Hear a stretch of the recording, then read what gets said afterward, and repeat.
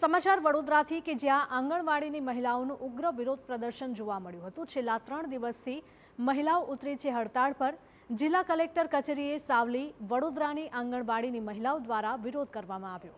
પગાર વધારાની માંગણી સાથે ઉગ્ર રજૂઆત કરવામાં આવી। વધારાની કામગીરીનો બોજ ઓછો કરવાની પણ માંગ કરવામાં આવી।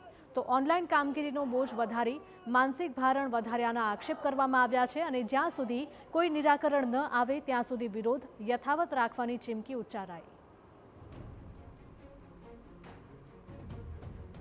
વડોદરા શહેર જિલ્લાની આંગણવાડીની મહિલા કર્મચારીઓ પોતાની પડતર માંગણીઓને લઈને આજે હડતાલ પર ઉતરી છે। મહિલા કર્મચારીઓ દ્વારા કલેક્ટર કચેરી ખાતે વિરોધ પ્રદર્શન કરવામાં આવી રહ્યું છે અને તેઓ દ્વારા જે પોતાની માંગણીઓ છે તેને લઈને કલેક્ટરને આવેદન પણ આપવામાં આવશે। સાવલી તાલુકાની હોય કે પછી વડોદરા તાલુકાની વડોદરા શહેરની તમામ જગ્યાએથી આજે આંગણવાડીની મહિલા કર્મીઓ ભેગા થયા છે। શું માંગણી છે તમારી અને કેમ આજે વિરોધ કરવા આવવું પડ્યું? એમાં મેડમ અમારે પગાર ઓછો છે, એમાં પગાર વધારો માંગે છે બહેનો, અને જે બિલો છે એમાં બહુ ઓછા બિલો મળે છે। અત્યારે મોંઘવારીના સમયમાં કંઈ પૂરું થતું નથી। 50 પૈસા લેખે ચૂકવે છે એ અમને મંજૂર નથી। એટલા માટે બહેનો અત્યારે ઓનલાઈન કામગીરી બંધ કરી હતી। એ લોકોએ બધા બહેનોએ, આંગણવાડી કાર્યકર બહેનોએ, મોબાઈલમાં કામ વધી ગયું છે, ઓનલાઈન કામ એમાં પણ તકલીફો બહુ જ પડે છે। અને પગાર વધારાની માંગણી હતી અને વધારાનું કામ ઓછું કરવામાં આવે એવી પણ કોઈ માંગણીઓ છે? વધારાનું કામ તો ઓધા નહીં, પણ જે પગાર, જે લઘુત્તમ પગાર જે સરકારે જાહેર કર્યો છે 2025 એપ્રિલ 2025 થી લઘુત્તમ પગાર જાહેર કર્યો છે। અત્યારે 1 વર્ષ થયું છે તો સરકાર અત્યાર સુધી ઊંઘ્યા જ કરે છે। આ વર્ષ થયું તો અમારે પગાર લેવો કે નહીં લેવો? 5.5 સાલમાં શું મળે? 5.5 સાલમાં મહિનો પૂરો થાય ના થાય, જે કર્મચારીને એસીમાં કામ કરવાનું એને 50,000 પગાર, અને અમારે અહીં તડકામાં કામ કરવાનું એને 5,500 રૂપિયા પગાર। તાપમાન પગાર વધારાને લઈને માંગણીઓ છે, કેટલા સમયથી આપ વિરોધ કરી રહ્યા છો અને મુખ્ય માંગણી શું છે? અમારી મુખ્ય માંગણીઓ એ છે, અમને સરકારી કર્મચારી ઘોષિત કરે, પગાર વધારો કરે, કેમ કે આટલા પગારમાં કશું થતું નથી।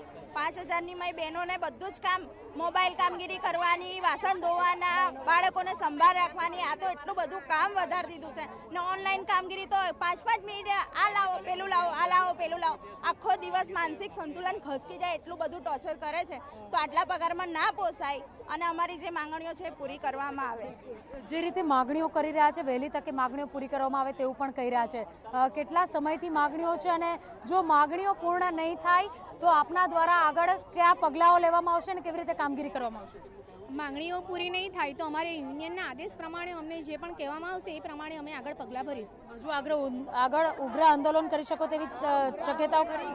હા, એ કરવું પડશે। જો સરકાર અમને મજબૂર કરશે તો અમારે કરવું પડશે। બિલકુલ, તો જે રીતે મહિલાઓ પોતાની માંગણીઓ માટે ભેગી થઈ છે, મહિલાઓ વારંવાર પોતાના જે વિરોધ પ્રદર્શન કરી રહ્યા છે, મહિલાઓ છેલ્લા 4 થી 5 વર્ષથી પોતાની માંગણીઓ પૂર્ણ થાય તે પ્રકારનું જે વાત છે તે સરકાર સમક્ષ રાખી રહી છે, તેમ છતાં તેઓના પ્રશ્નોનું નિરાકરણ નહીં આવતા ફરી એક વખત આજે આંગણવાડીની મહિલાઓએ આક્રમક સ્વરૂપ ધારણ કરવું પડ્યું છે અને કલેક્ટરને આવેદન આપવા માટે સૂત્રોચ્ચાર સાથે મહિલાઓ અહીંયા એકઠી થઈ છે।